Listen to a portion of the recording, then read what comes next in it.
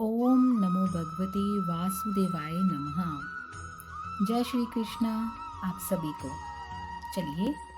अब आरंभ करते हैं श्रीमद् भागवत गीता का 8वां अध्याय। ओम श्री परमात्मने नमः।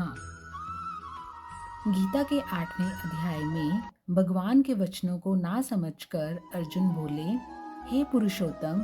जिसका आपने वर्णन किया वह ब्रह्म क्या है, अध्यात्म क्या है, कर्म क्या है और अधिभूत नाम से क्या कहा गया है,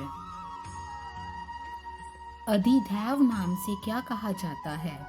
हे मधुसूदन, यहाँ अधियज्ञ कौन है और वह इस शरीर में कैसे है। युक्त चित्त वाले पुरुषों द्वारा अंत समय में आप किस प्रकार जानने में आते हो। इस प्रकार अर्जुन के प्रश्न करने पर श्री कृष्ण भगवान बोले, हे अर्जुन, परम अक्षर अर्थात जिसका कभी नाश नहीं हो ऐसा सच्चिदानंदघन परमात्मा तो ब्रह्मा है और अपना स्वरूप अर्थात जीवात्मा अध्यात्म नाम से कहा जाता है और भूतों के भाव को उत्पन्न करने वाला शास्त्र विहित यज्ञ, दान और होम आदि के निमित्त जो द्रव्यादिकों का त्याग है वह कर्म नाम से कहा गया है।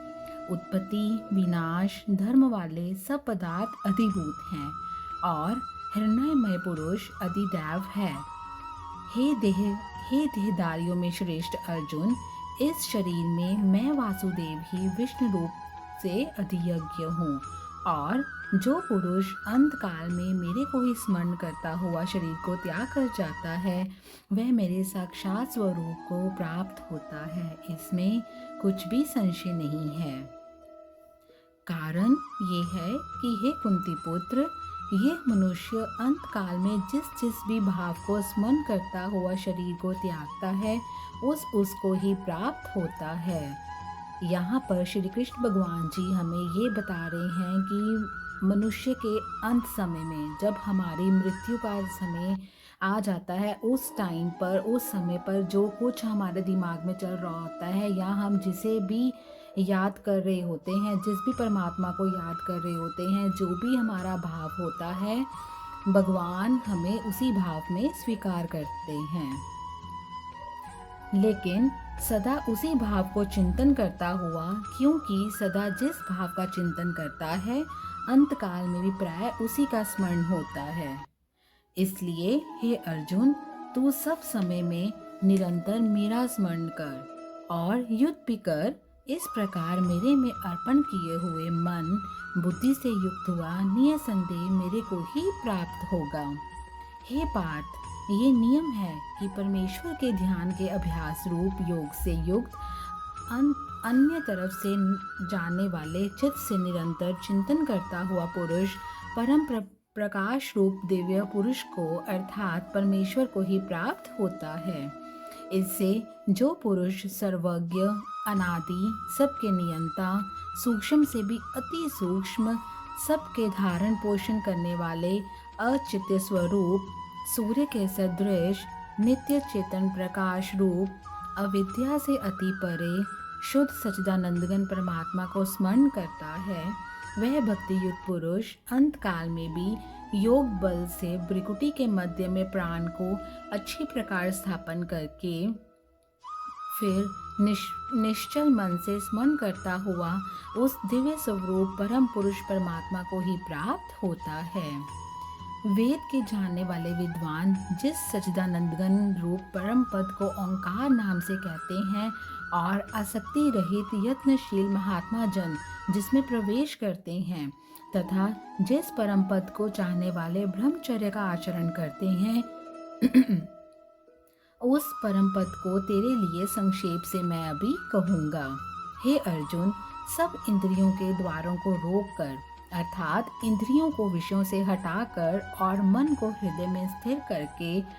अपने प्राणों को मस्तक में स्थापन करके योग धारणा में स्थित हुआ जो पुरुष ओम ऐसे इस एक अक्षरू ब्रह्म को उच्चारण करता हुआ और उसके अर्थ स्वरूप मेरे को चिंतन करता हुआ शरीर को त्याग कर जाता है वह पुरुष परम गति को प्राप्त होता है। जो पुरुष मेरे में अनन्य चित्त से स्थित हुआ सदा ही निरंतर मेरे को स्मरण करता है, उस निरंतर मेरे में युक्त हुए योगी के लिए मैं सुलभ हूँ, अर्थात सहज ही प्राप्त हो जाता हूँ। वे परम सिद्धि को प्राप्त हुए महात्म जन मेरे को प्राप्त होकर दुख के स्थान रूप क्षण भंगुर पुनर्जन्म को प्राप्त नहीं होते,